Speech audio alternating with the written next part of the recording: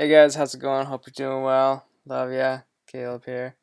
And I want to talk about Joe Rogan and his apology and things. And I don't remember exactly everything he said, but um, y- he was saying,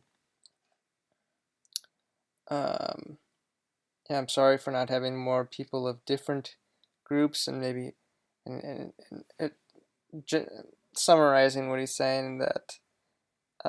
He says he should have people from that believe this and this, whereas he's um, maybe in the last few months or so um, had more people, or I don't know, I'd keep track, maybe a few years, more so people who are against the mainstream, whatever the main popular belief is, he'll have more people from the opposite side, and I suppose. It is good to hear from both sides, but I do think it's if people are mostly hearing one thing constantly, to have an outlet where you hear the other side is good. And if you're gonna have like 50% that one, only a small, just one outlet, or a very small few amount of outlets that show an opposing opinion, if you're gonna have half of that outlet be the mainstream opinion, then you're only going to be showing 50% of the opposing view. Whereas if you look at it from a macro point, people are only getting maybe 10 or 20% of the minority opinion. When you cut that down by 50%, if it was 10% before, it would only be 5%. So you're getting less of the minority opinion when if or just other opinions in general, because there could be multiple amounts of minority opinions. Um, you're going to be cutting that in half if you have to always show the mainstream opinion, or if you're going to always show the mainstream opinion from that outlet, because people are already going to get the mainstream opinion. That's because it's already it's the mainstream. It's what people are mostly talking about. So Joe Rogan being maybe one of the only outlets that shows these sort of obscure opinions, these minority opinions, and you could say Fox, but that's not really. Uh, t- to me, that's not. It's just Republican and Democrats sort of mindsets are the majority. That's the majority. What I'm talking about minority is like stuff that they don't even show on Fox or CNN. Um, um, he also finds people like that guy who was one of the like he created the mRNA vaccine. I don't want to speak. I don't know exactly, but he was like one of the early researchers, or one of the people who created the sort of vaccine type that they're using. And I don't think he was ever on Fox, so I think that's a decent example.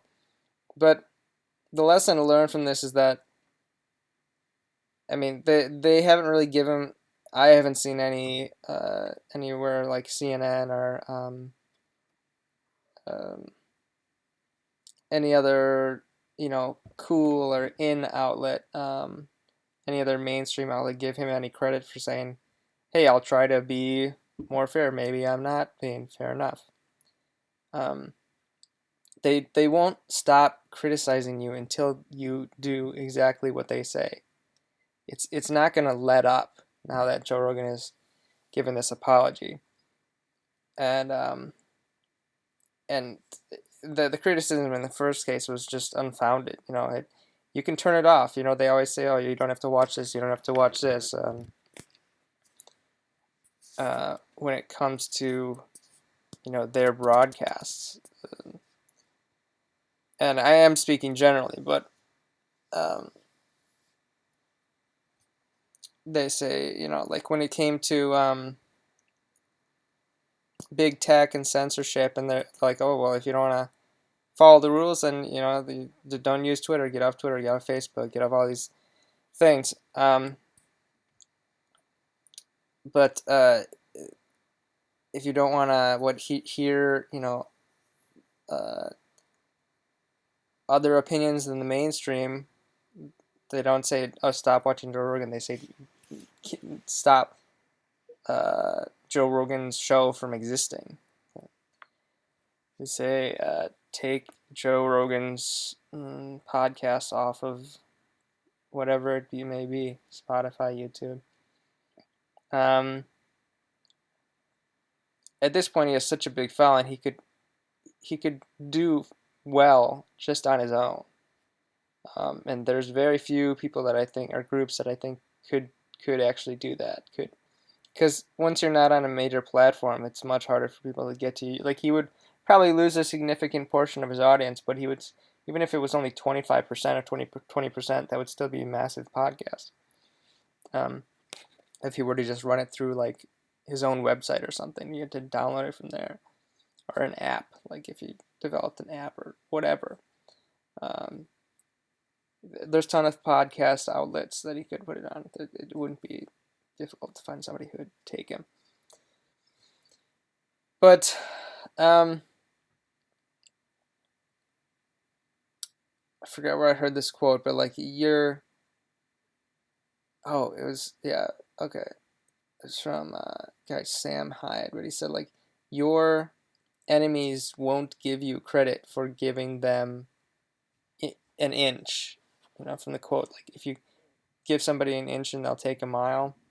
Like if somebody is not honest, if they're not having good faith conversations, these people are not anyone who you want to deal with or what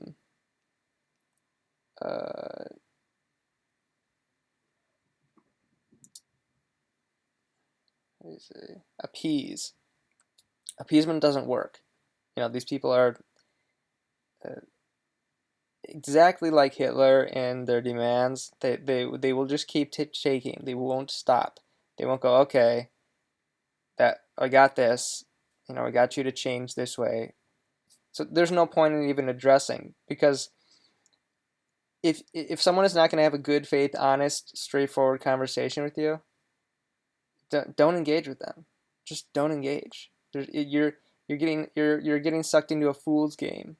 You're the fool if you engage with people who are not honest, are not straightforward, are not trustworthy, have lied repeatedly, will gaslight you and tell you that you're the problem, you're the liar. And I think hypocrisy is the main, I don't even know, hypocrisy, lying. There's so many things. I guess I can't say one main thing, but um, uh, some people, misspeak sometimes. Uh, people sometimes lie, and then they have to go back and say, you know what, yeah, I was wrong. But hypocrisy, and not that it can't be forgiven either, but when you see somebody's hypocrite,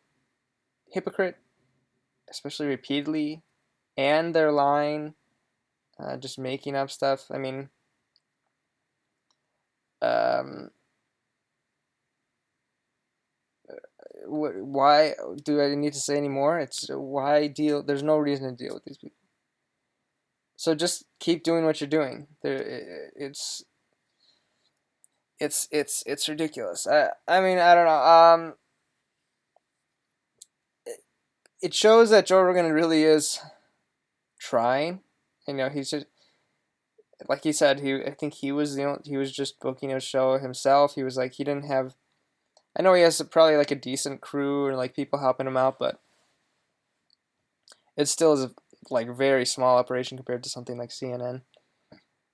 Um, and what was the point I was getting to? Oh shoot, I forgot now. Well, what I'm saying is just like they're not gonna.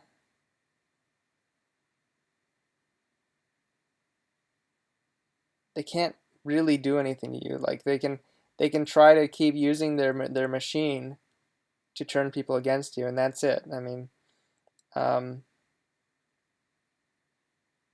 yeah, I think what I was saying with Joe Rogan, like having a small operation, is like he he's um, he's just trying to make a podcast like a good podcast. He's genuinely trying. He's not trying to like trick people or lie. As far as I guess you don't know anybody truly, but it, I think it would be dishonest to say that he's not trying at least much more than most outlets. Um, I'm sure if I went through and watched his whole catalog, I could pick out things where I go, oh, I don't think he's being reasonable here. I think he's maybe pushing some sort of thing, his belief here. But I mean, that's it. I'm saying that I could maybe find those things in his podcast, but on almost every other news station, probably every other news station, that's most of what they do all day. So that's where the hypocrisy lies. They're accusing him of these things, like pushing these things, when that's all they do. And Joe Rogan might do that sometimes. It's just like, oh my gosh, dude. You know, he got this reputation because he was so much better than the news. So don't listen to the news who's pointing out these things. It reminds me of the show Chernobyl, which is maybe my favorite show. Uh, it was so accurate that the Russian government, they must have like combed through it to find inaccuracies. They said that the windows were made at that time were made the window frames were made out of wood, not metal. That was like that was their criticism. You know that they wanted to say like, oh, this didn't happen, this didn't happen, this didn't happen, but they couldn't find it. So like, what are you gonna like? Just be, oh my gosh, oh sorry for the windows, oh we got to change the show, this is so bad. This is the equivalent of CNN criticizing Joe Rogan. It's take the 2x4 out of your eye before you take the speck out of your brother's eye. Like CNN is just straight trash, and they accuse Joe Rogan of being. CNN is a garbage dump, is a landfill, and they accuse Joe Rogan of, you know, uh, having a, a small garbage in his podcast room. It's like, dude, shut up. Better yet, just don't respond.